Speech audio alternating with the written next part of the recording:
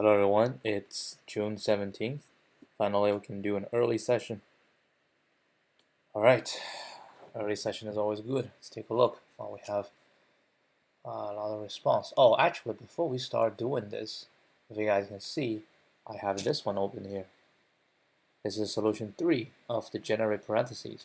So last night I was not able to figure out what the really smart solution is, but today I checked it again, read it again, and I was able to figure out.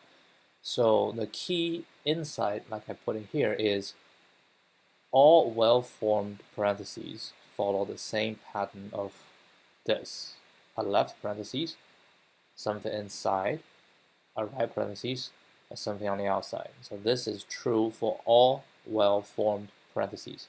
And the left and right are well-formed parentheses as well. They have fewer pairs, right? So this is apparently this is a recursive and repeated problem actually. So we can use dynamic program to solve this for sure. So if, we can do bottom up, right? So if we build up all the well-formed parentheses of certain number of pairs, and then given a new pair, right? Given a new number of pairs, I say k number of pairs, then we can go through, say, one pair here and k minus one pair here, right? Actually, k minus two because we already have a pair. So it's one pair here, k minus one pair, so k minus two pairs here, k minus three pairs here, k minus four, all the way until the end. And then we just use everything, all the well-formed parentheses in the say like k minus two pairs parentheses, and all the well-formed parentheses with k minus 2 minus 1 number of pairs here. So that's exactly what this one does. You can see we have the dp, right? So in total we want n pairs. So that's what we're looking for. So dpi will be all the well-formed parentheses with I number of pairs of parentheses. And then when it's zero, we have 0 pairs, so that's an empty string, right? So we iterate k from 1 all the way to n, right? 1 to n. So for each number of pairs, right, then we need to pick the number of pairs on the left. So we say the number of pairs on the left will be I from basically 0 to k minus 1, right? 0 to k minus 1. We cannot go 0 to k because we already have a pair. So this is 0 to k minus 1 pairs can go to the left. So we pick out all possible well-formed pairs with dpi, right, on the left. And then we pick out all possible on the right, which is k minus 1 minus I. So that's the number of pairs that can support on the right side.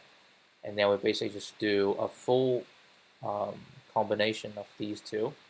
And we also do not care about the order. We do care about the order, right? We do care about the order. And then we just put them there. And then boom, that's the answer. Straightforward, very nice solution. It also runs the fastest, 32 milliseconds. It runs the fastest. So yeah, that's it. That's it, just to close the loop on the last solution from yesterday. All right, now it's time for today. Let's take a look what we have. Number of subarrays with bounded maximum. Okay, we're given an array nums of positive integers and 2 positive integers left and right. Return the number of contiguous non-empty subarrays such that the value of the maximum array element in that subarray is at least left and the most right.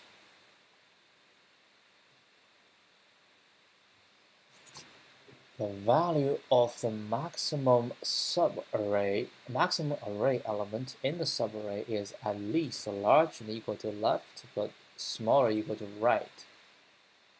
There's 3 subarrays. 2, 2, 1. We cannot include 4. we can only include 1 and 3. Interesting. Left and right nums I, 0 to 10 to 9, that's fine, doesn't matter. Length of nums will be in the range 1 to 50,000. Definitely has to be ON. I don't even think ON log n can pass this. Alright, so subarray is contiguous, right? So we just need to find, so we have a bound. Number of subarray with bounded maximum.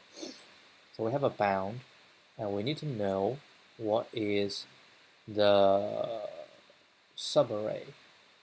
I mean, subarray we can have element of 1.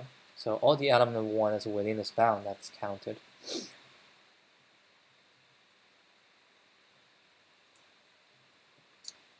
So let's take this example again. 2, 1, 4, and 3. Our bound is 2 to 3, right? And the bound is inclusive. So we'll look at the first value is 2, and that's good. And we try to extend 2, 1, that's good. We try to extend 2, 1, 4. That's bad. So we keep track on the maximum, right? So 2, 1, 4 is bad.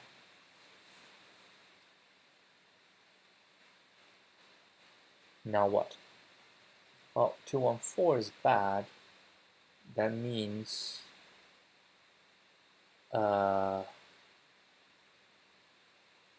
actually we start from 1, right? And then let's say we have a string, let's say 10 elements. They are all within the bound. The maximum are all within the bound. Okay, so we need to find, so 2 is the maximum, right? And 2 at the start is the maximum, and that's good. And then we'll extend to 1, that is good. Then we extend into a new one. So 2 is the center, right? 2 is the center. So for each center, we can look around. So each one we say that's a center. So we look to the left, we look to the right. So from 2, we look to the right, and then we find a new maximum, that's 4, right? So we stop here. We just say from 2, we can extend all the way to 1, right? And that give us 2 arrays. And now we're at 4. 4 is a bad one, so we do not consider 4. So we keep going. Now we have 3, right? We have 3. 3, look to the right, nothing's on the right. Look to the left. So we record the previous. Look to the right, look to the left. What we need to see is any value that's smaller than 3.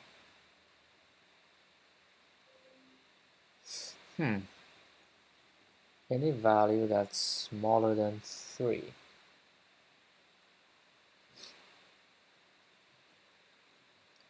I was trying to see if we can do this sliding window type of style.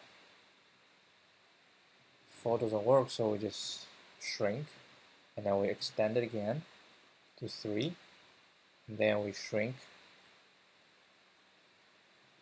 I mean, anytime you encounter a maximum value that is larger than the bound, that is a cutoff, right? That is a cutoff.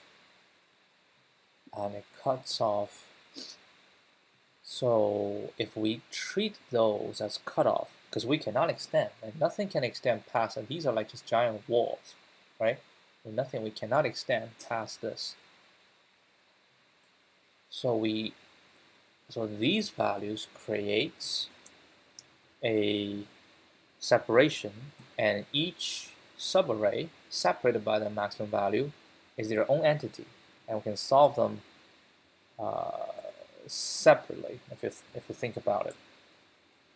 So now the question is, how do we do that, right? So we just say if we encounter a larger value, we start from the front, and we keep iterating, right? We keep check until we find something that is larger, all right? And then within this boundary, we have a bunch of values which they are smaller. They're smaller than the right, smaller equal, so they're good. But we cannot take all combinations of them, right? Because it is possible. So we need to identify the values that are within the range. So as we go through, we identify the values that's within the range. Then what? Then the subarray must include them, right? Must include them. That means all we need is to remove, we just need to remove the subarrays that, what's the total number of all possible subarrays? I think it's 1, 2, so it's gonna be, if we have, say we have m numbers in this separated array, right? Have m numbers. So we have m, that's 1, plus m minus 1, that's 2, right? And then plus m minus 3 all the way to 1, right? So that's the total number of subarrays inside this bound, inside this range. And we can say we can remove the ones that contain only the smallest, right? So which means we need to mark the smallest, right? We need to mark the smallest, not mark the good one, we mark the bad ones, so we can remove them. So if we mark the smallest, let's say we have, this is the smallest, right? If we mark the smallest and we have the number of them, so we need to remove them, right? But also, if the smallest, they connect with each other, that has to be removed as well. So now the question is, how do we do it systematically, right?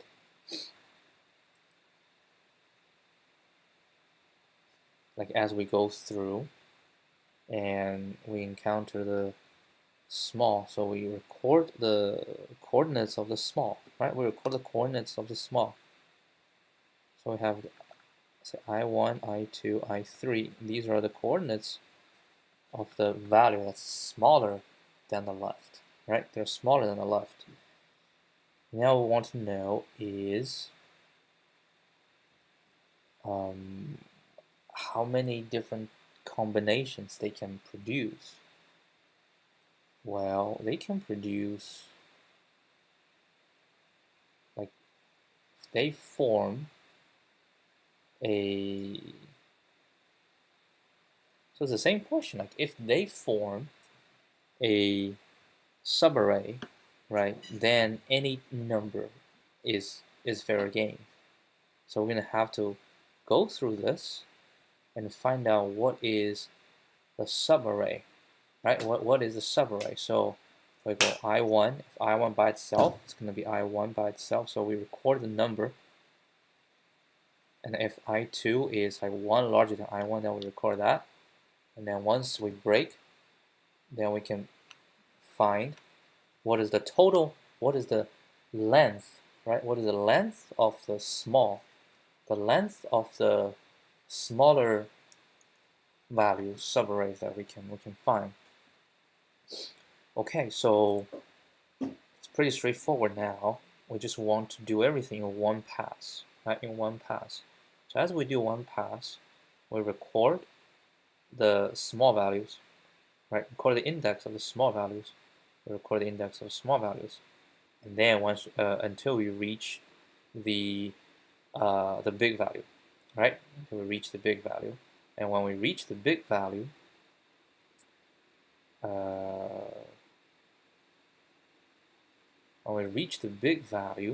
then we do the processing of the small values to find what are the range.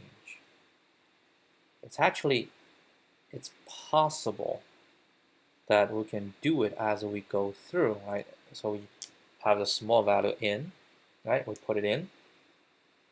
And the next one, if it's one larger, then we put that one in and we'll update the length. And the next one, if it's not, then we can do. Okay, I have a clue. Let's try it. Let's give it a shot.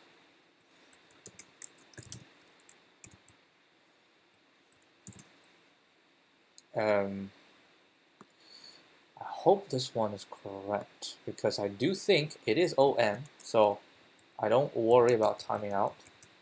I don't think this will time out.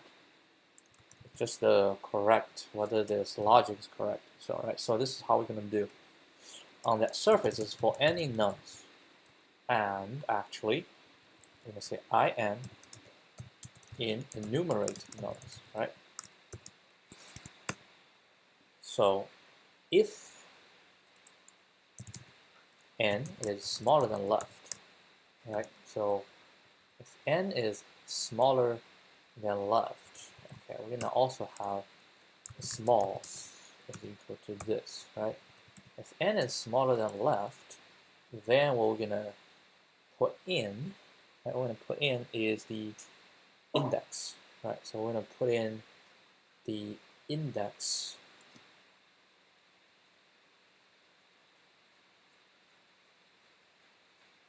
I'm going to say if not smalls, then smalls dot append.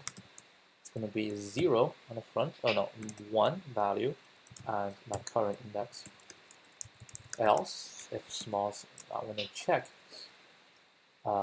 if smalls 0 last one,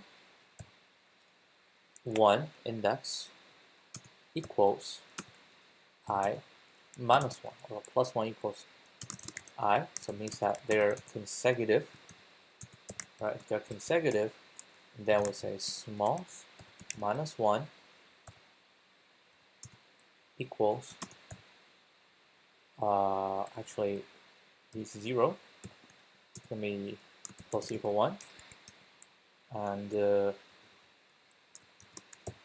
smalls minus 1, 1 is going to equal to current I. Right, we update that. Can we do it like a better way to make it like shorter? Yeah, that's fine. Else, if not, then we have a new smalls. So okay, smalls dot append, new one, 1I, right? Can we combine these two?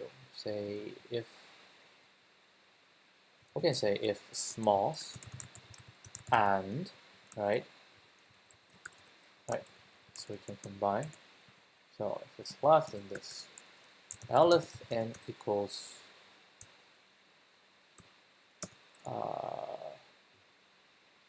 no, n is smaller than left. We also need to record the starting position, right? The starting position. Because we don't know, or we know when it ends, right? We know when it ends. So I think we can have a universal start, right? Which is called left. Left is gonna be how many? Minus the previous one, right? Yeah, left is gonna be minus 1. Start is gonna be minus 1, right? Start is gonna be minus 1. That's all called left. So if n is larger than right, so that is the point that we need to analyze. So n is larger than right, that is here, right? So we're going to do this index minus this index, minus this index. So 0, 1, 2, 2 minus 1 will be 3. So we have to minus 1, that's the total number. So we're going to say length equals I minus start minus 1, right? And then we need to compute the non-compliant, let's say bad, too small. How should I put it? small small subarray, right? Num of small subarray equal what? So we're going to go through smalls, right? We're going to go through smalls, and it equals to sum. We're going to go through for value or count underscore in smalls, right? And for each count, we're going to calculate the total possibility. So total possibility is just going to be 1 plus m times m divided by 2. I think that is total. All right. So what we have is going to be c times c plus 1 divided by 2. All right. So that's, I'm going to sum this. If c is 1, then the result is 1. C is 2, the result should be 1, 2, 3. 2 times 3, yeah. So this is a sum for number of small subarrays. So the result will be here, res equals 0, right? So the result plus equal segment length. So we're going to say seg length times seg length plus 1 divided by 2, all the subarray, minus a num small subarray. So that's this segment, right? And after we do that, we need to update the start equals I, and we need to clear the smalls. Then we go to the next one, and that will be just a fresh start. And every time something is inside, don't really care. We don't really care. And then we're going to return result. We only have one test case in this, so which is fine. We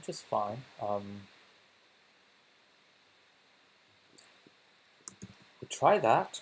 If that works, we're just gonna throw it. Right, and throw it. So left is going to be 2, right is going to be 3. That is 3. So we'll play around with a few test cases. Right, so this one is going to be num. Right, this is going to be nums left, right. Try it. Invalid syntax. Oh, I don't know why I have this. Fail, result 2, answer is 3. Interesting. Okay. Smaller, right? This one is if small, if not small, small has not been, so small gonna append 1 count, 0, 1, 1, 1, right? And then next one is 4, so 4 come out, 4 is larger than right. And then segment length equals I, so 0, 1, 2, 2 minus start is minus 1 is 3, minus 1 is 2, right? That's 2. And then small number is going to be count, right? Count, that means small. So I'm going to have 1, count is 1, so 1 plus 1 is 2, so it'll be 1, right? So this is 1. So this is going to be, segment is 2 times 2 plus 1 is 3, that's 2. And 2 minus 1, that becomes 1. But the answer is 2. Hold on. Wait, isn't this 2 times, no, 2 times 2 plus 1 is 3. This is 3. 3 minus 1 is 2. This gives us 2. And start becomes here, right? Small is this. And then we'll go to the next one, and then we come out. We have to do it one more time. Dude, I don't want to do it one more time. One more time, we just need to append a new value to it, the larger value, It's 10 to the 9th, right? Oh, easy. Import math. Let's do this math.inf. There we go. Okay. Give this a shot. Oh, you want to try some others? Well, you can try the random testing, as I will call it. And then, I don't know, 100, 200, 300. How about 600? How about 600? This is like a random. Oh no, I have double invalid test case. Alright, try it again. 15, okay, that's good. How about 1? 1 value. And it's out of range. This one shall give 0. Yep, that's good. How about within range? Say 100. This shall give us 1. I could have tested my side. I don't know why I do it that way. And this shall also give us 0.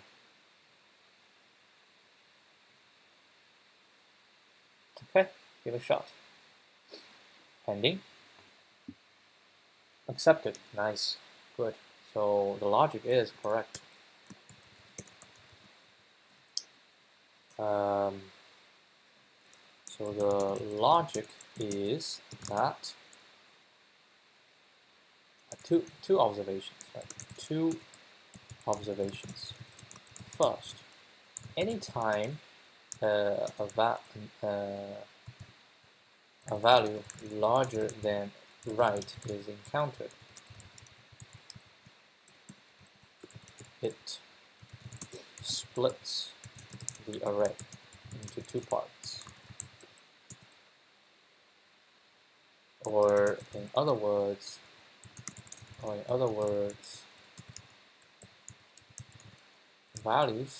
the values to the right of the large value has no impact on the values to the left of the large value.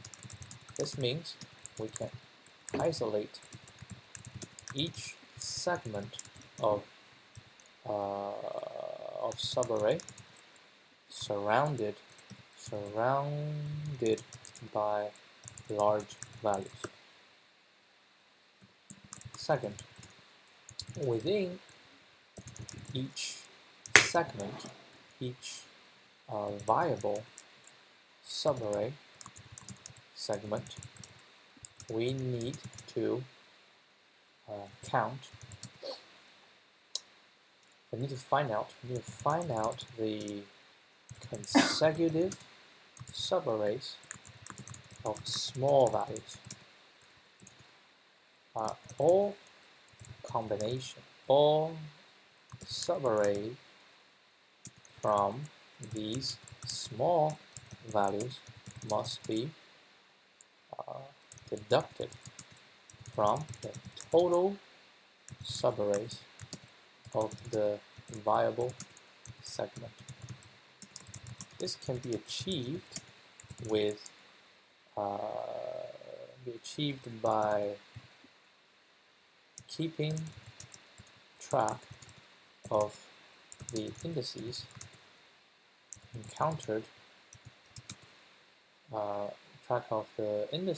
of the small values encountered, and count the length of contiguous subarray containing only small values. The formula, once we find the length of the viable subarray and a list of lengths of the small value subarrays within the variable subarray, the computation is straightforward. Then the length, just put it here to say as m, and the list of length of small variable subarray, straightforward. M plus 1 times m divided by 2 minus sum, a list of lengths, let's call it m, small m, a list of m, right, then the subarray, sum,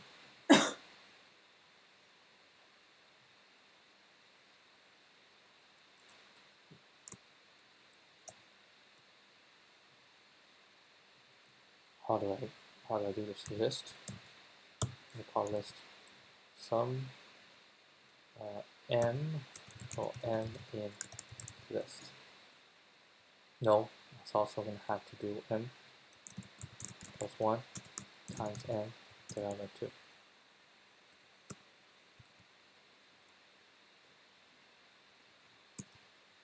Yep. And then add up all the computations of each variable subarray segment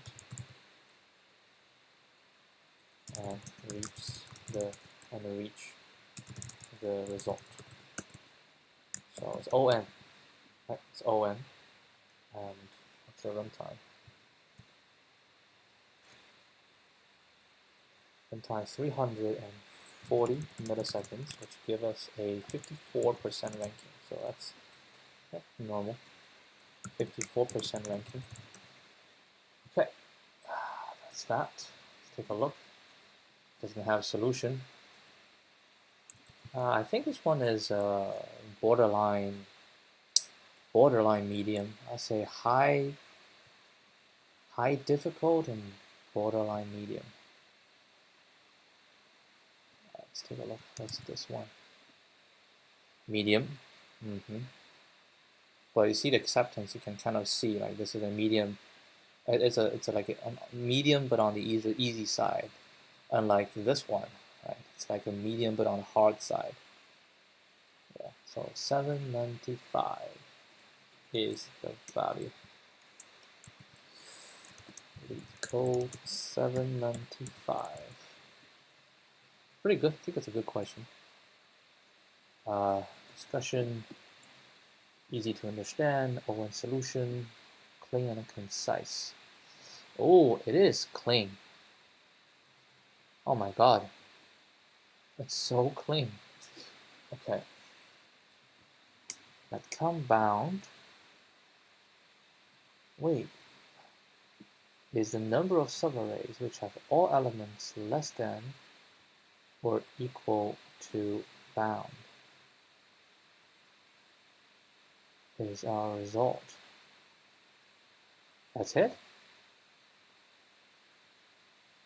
I thought my solution was very neat. Is the number of subarrays which have all elements less than or equal to bound. Number of subarrays which have all elements less than or equal to bound. So we say all elements less equal to this minus all elements less than equal to, yes, that's correct. Then we do number of subarrays have all elements less than or equal to bound. Number of consecutive elements less than or equal to. And then we just count them. We go through this, current plus 1 if x is smaller than bound, and else is 0, we just, and then, but, current equal to 0. Oh wow. Oh wow. Very, very nice. Very nice.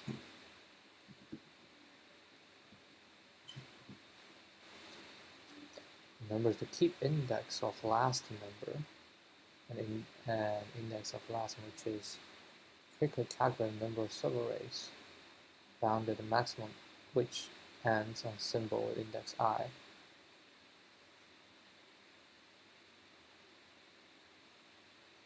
Okay, so I think it's the same idea, right? They just keep track. Number is larger or equal to L. L int equals I if number is larger than R.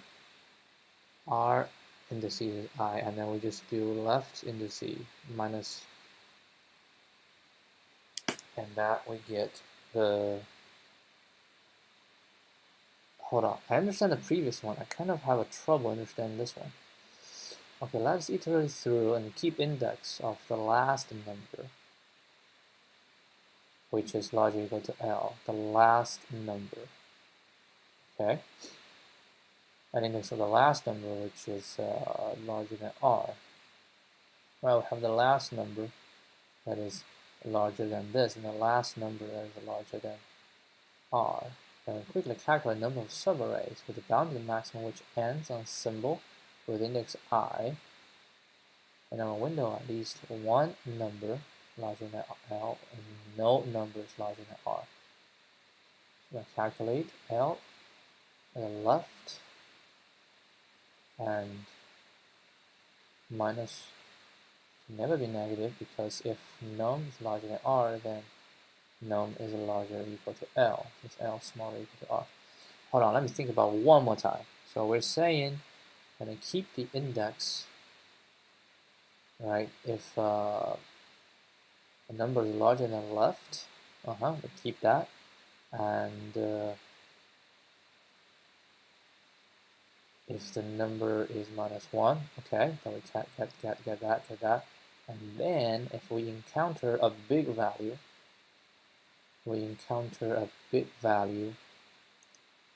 now there's a larger equal to R, so R is going to be here.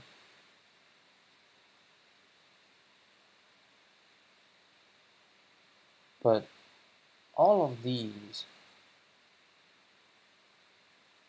but we're updating L as well, right? So if it is smaller, then we don't care. Hold on, I still don't have a mental image of this. So from the left side, right, we go in, number is larger or equal to left. We keep track on that, and then we say number larger or equal to the left, and then number larger than R. That's the boundary, right? So from this to this, everything in between is good. We're good to go, all right? We're good to go, and inside is no other value that's good. Okay, that's good. And then if I encounter a new one, right? If I encounter a new one, which is larger or equal to L, then we say everything from that one all the way to the left. That is going to be good as well. Okay, so this subarray, right? So what we consider is we take the valid value and we only look to the left of the valid value, right? Only look to the left of the valid value, and that's all the subarrays that containing this valid value when this valid value is on the right, right? On the right, and we get all of this. Yes, because we do. The question is basically, what is the total number of subarrays that containing the values that's valid, right? But for each value, we can go left and right. Every value can go left and right. So we just determine we can all look to the left, right? All look to the left, because if I only look to the left, then me looking to the right can be taken care of by another valid value later, appearing later than me, and looking to the left. So therefore, everybody can just get all the subarrays that is valid, looking to the left.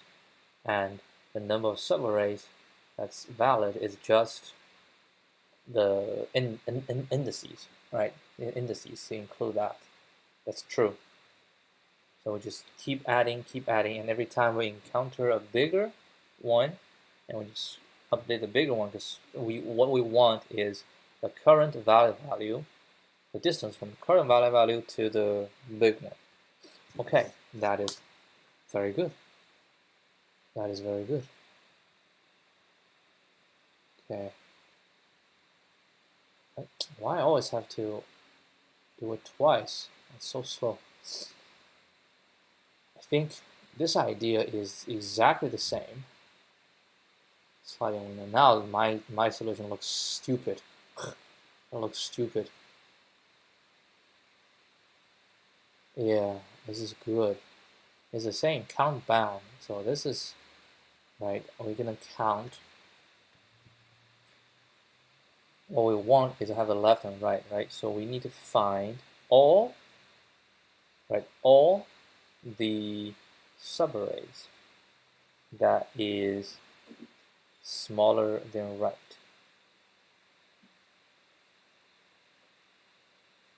All the subarrays that's smaller than right.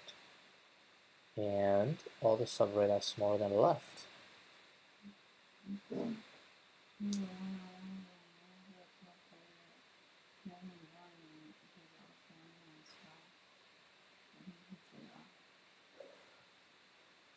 Well, just send me a message, I'm here.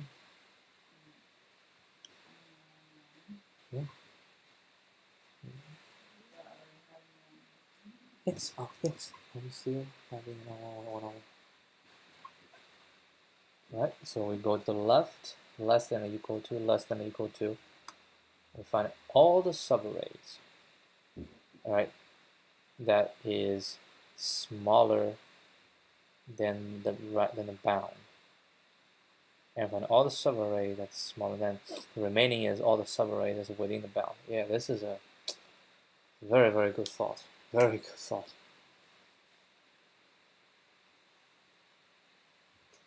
Let's see, there are other ones.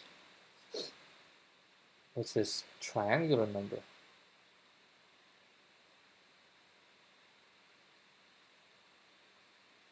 Triangular number, we're dealing with overlapping triangular number issues. Large nth triangular number.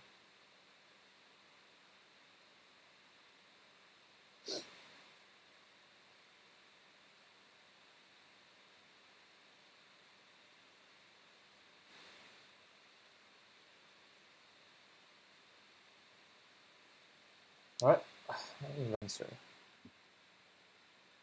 Representing the increase to the next triangular number. The value of mid are then reset whenever we see a number higher than right, but this only does half of the problem. Exactly, it only does half of the problem. Because we still have to exclude any subarray that does not have any number at least left high. To do this, we can use a similar method as for mid. We can keep track of how many contiguous numbers are lower and decrease answer by that amount every time it increments, representing the next triangular number. Similar to mid low will reset whenever we see a number at least left high. Okay, return answer. Okay, so mid is the number of triangular, no, it's smaller, so all of this, right? So it's 1, 2, 3, 4, 5. So we add all these together, yeah? We add all these together. And then, as we go through, we also keep track on this and this. Now we hit one, we remove this. We hit this, we remove this. This is just bonkers. We reset. Ah, very nice. We just keep adding. And we just keep adding. This is actually exactly the same idea as this one, but it's executed better, I think. If we look at this, right, it does execute better. If num is larger than right, we reset the mid. Otherwise, mid plus equal to 1. Because an answer plus equal to mid. And then if num is larger than left, low reset to 0. That's true. And else low plus 1, answer minus low. Wow. This is... Wait, why does C++ at 24 milliseconds?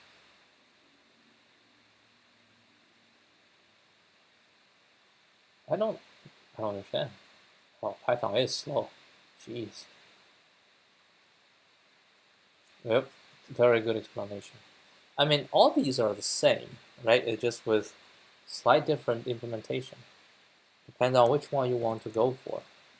I think I want to go for the top answer. That one is the... You know what? No, I want to go to the top answer, and I want this one, because this one is in a much better implementation of my solution, right? So let's say this is the same idea.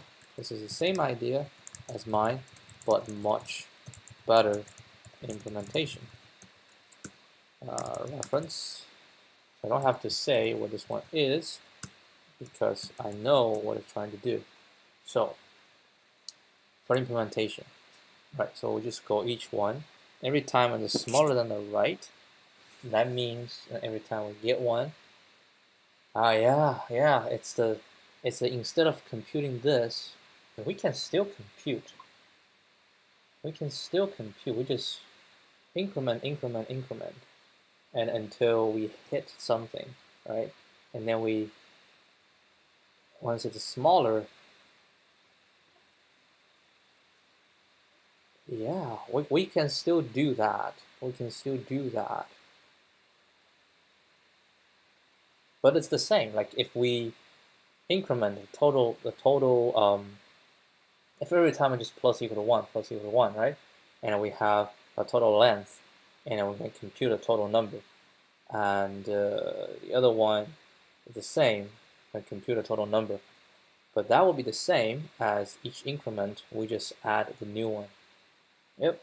It's the same idea. So for any nums, right, and then we don't have to worry about getting another data structure to do this. Yeah, for any nums, right, we say if, we're going to get an answer now. So answer, now we have the result is 0, right? I don't want to call it mid. It's not mid. It's what should I call it?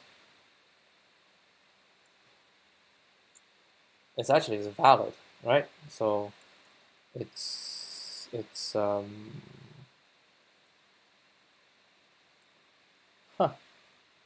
don't have a good name for this.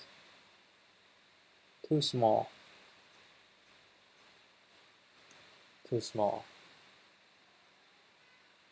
I'm gonna call it valid. Valid equals 0, right?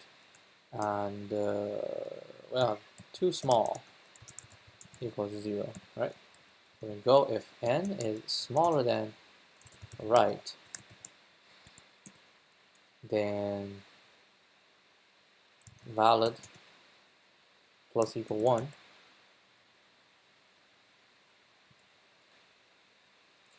But it's still different from what he's doing, because I think this fits me better. If n is smaller than right, valid plus equal 1, and a valid plus equal to 1, right? And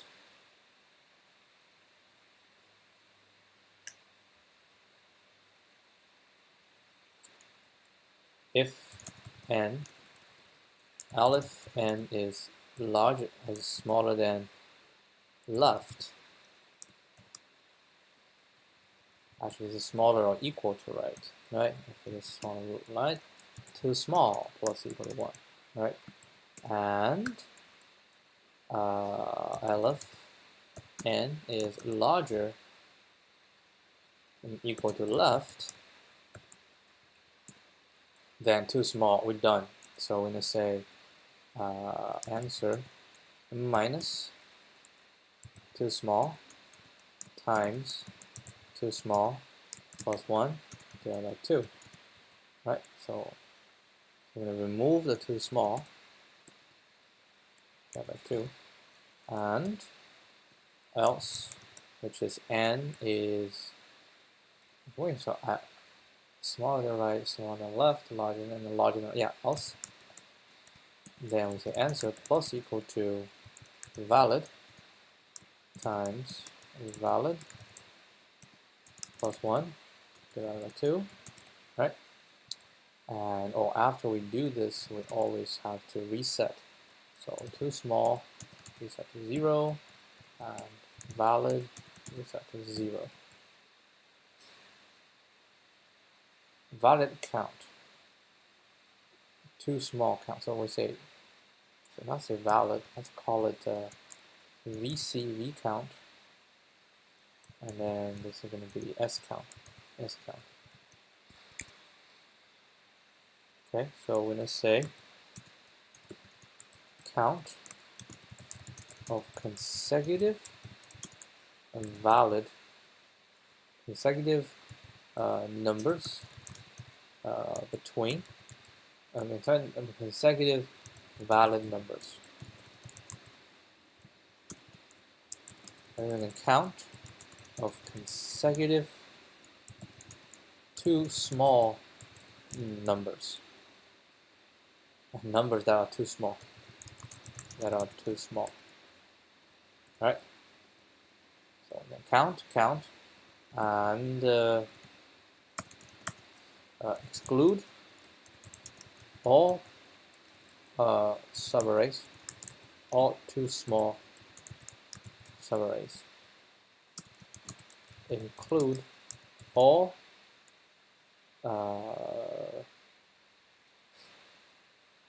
potentially valid subarrays, and return res. Right. So 2 there's no answer. It's going to have res. I was influenced by the. Hold up, we got it wrong. This is res. This is VC. Yeah, we fail. Huh. How did that happen?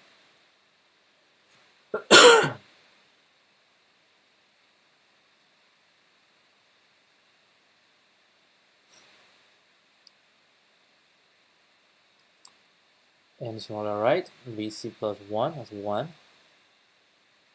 The next one, smaller than right. Oh, Aleph. No, it's not Aleph. So it's going to be 2Ls, 2F, if this is, right? And then if this, and then if n is smaller than, and if it's smaller than left, or this is larger than right. Okay, I still have issues because of the last one.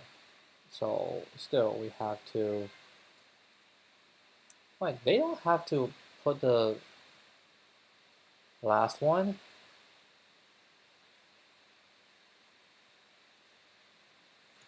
Huh? Why would it not? Because they just added. They just added every single time. They added. That's the difference. That's the difference. So we can just say res plus. Because the last one would definitely be larger than the left. Yeah, my solution will always have to add a new one. Non-stop hand math.inf. Yeah. Not elegant. Not elegant. Idea is mine. Okay, note that the exact implementation is different. Yeah, the exact implementation is different. Let's see how this one work. Yeah, I don't like the way of, I like to count the number. Right, this is how my brain works. This is how my brain works. I like to count the total number. Yeah, it's fine. So I think, but they do not count the total number.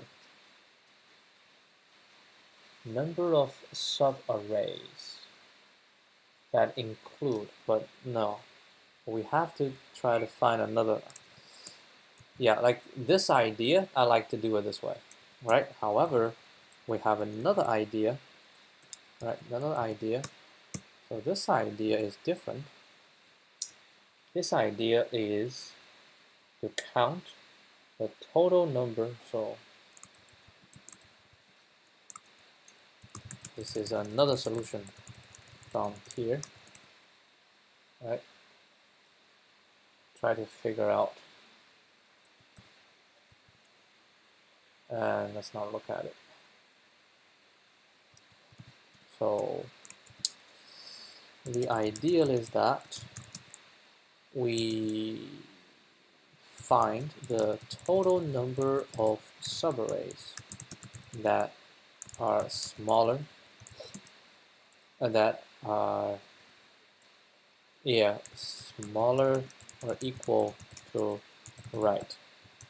Then we find the total number of subarrays that are smaller or smaller than left.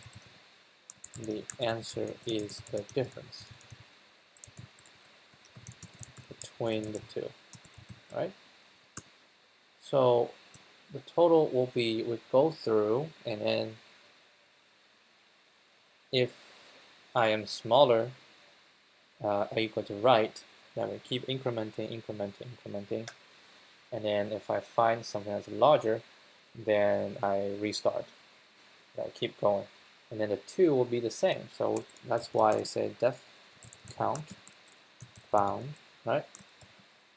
Right. So we say for n in nums,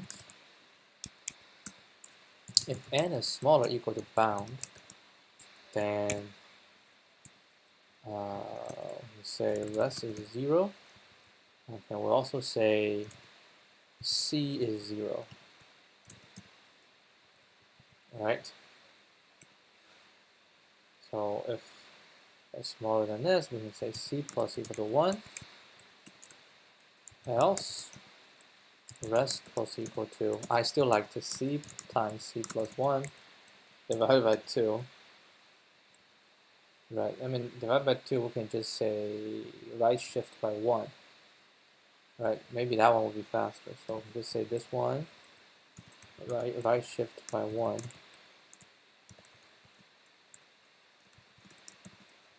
Right, and then c into 0. And then return rest. Let's just find a consecutive. Okay, it blows, we update, right?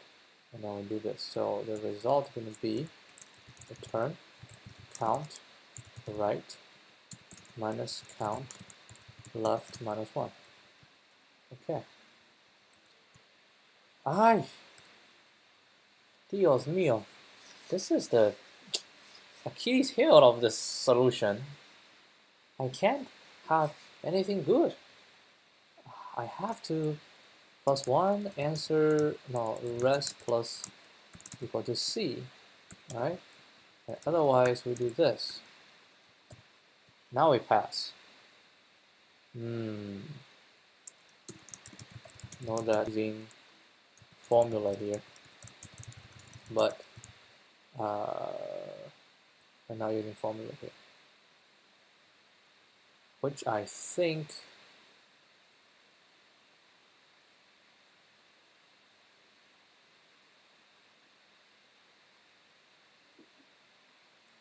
it's possible to do here, and then c plus equal to 1 if n is smaller or equal to bound, else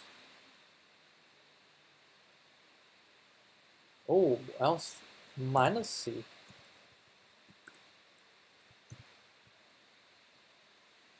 Yeah, else minus c just we reset to 0.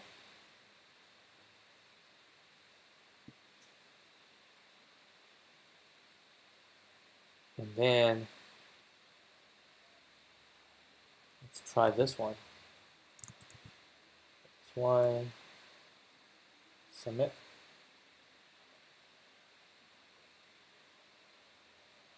Nice.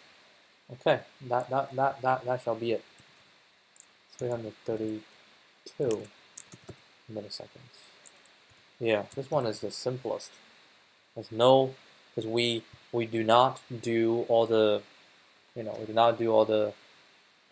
complicated operations in the loop. All right, that'll be it. Good. Good for today, and see you guys tomorrow. Adios.